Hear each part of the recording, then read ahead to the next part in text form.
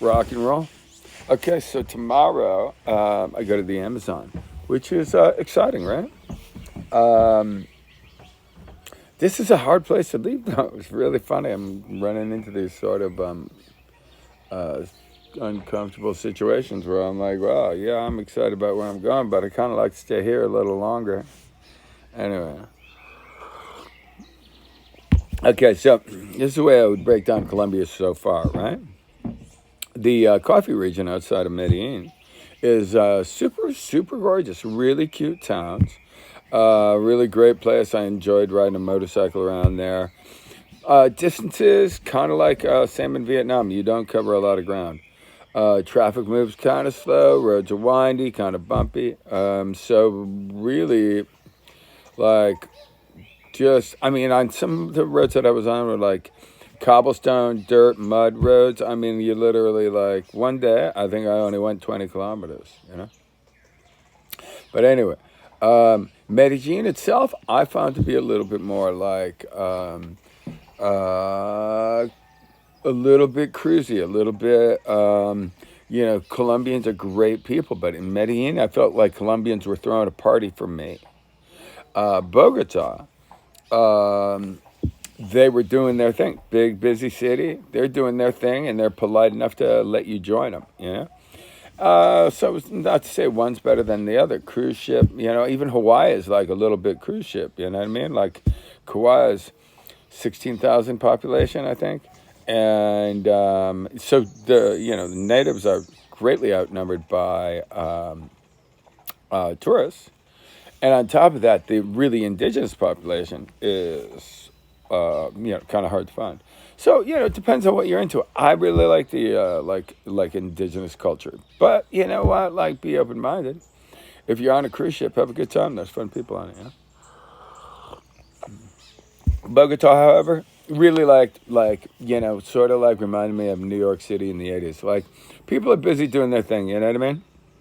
They're polite, they're nice, but they're not like putting on a show for you. And I don't know, it's freaking pretty cool. Like, yeah, it's like I love Bogota. Now I don't know where I am. Cool little like bungalows and stuff like that. Little um, yeah. Anyway, pretty fun. Actually, really fun. I would not have expected it to be so fun. Almost a little bit concerned when I first got here. Like, what am I going to do? I come from a do action type background. And it's been flipping cool, these places. I'm like, I think I'll just read a book. Even the music and podcasts are distracting. Riding horses and stuff like that. Yeah, Colombia, rock and roll. Amazon. Let's go see what we can find. I did meet some nice people, really nice people that are going.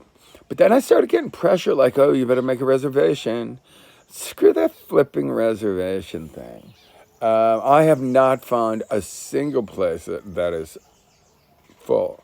So I don't know if somebody's getting a flipping like commission, but it really irritates me. I'm like, you know, options. I'm cool with options, but don't lay off the obligations. And I've gotten that a few times. And it's like, I mean, seriously, I'm going to the flipping Amazon, man. There ain't nobody there. Place is full. I'll find another tree to sleep under. Nice people, real nice people, for sure. Met them in Bogota. One's a local, the other one's from Spain. And they're going to be at a hostel. So I might go there. But then if there's pressure for me to go to that particular hostel, is there going to be pressure for me to go do other things? And, maybe I'm just too sensitive to being pressured. I'm on vacay. I'm heading into the Amazon, right? Kind of like the idea of doing what I want when I want, especially in the Amazon. I mean, who knows what I'll run into? Maybe hop on a couple, like, cargo sort of. It's sort of the headwater, so it's more like a river. It's not like there's going to be ships, you know what I mean? yeah, could be kind of cool. I took a kayak down the Hatanyaku once. Um, and then I broke my paddle. I went over a little bit of a drop, and I had to like right myself, turn upright so you could breathe. And my freaking paddle broke. Bummer, man. Stressful. Oh my God, the Amazon's a big river. I mean, big jungle. And I was like, you lose equipment, you're alone in the biggest jungle in the world. You got an issue. So a little kid was mourning the death of his mother, and he was at the side of the river. Unfortunately, I would have never found the village. They were way back in the jungle. But he brought me to his village, and I hung out with those guys for a while. They were very nice. I mean, truly indescribable. It was amazing, amazing. Medicine man, shaman, like, you name it. It was flipping cool. Those guys were cool, but they didn't speak Spanish. They spoke Quechua. A couple of people spoke Spanish, so I got by.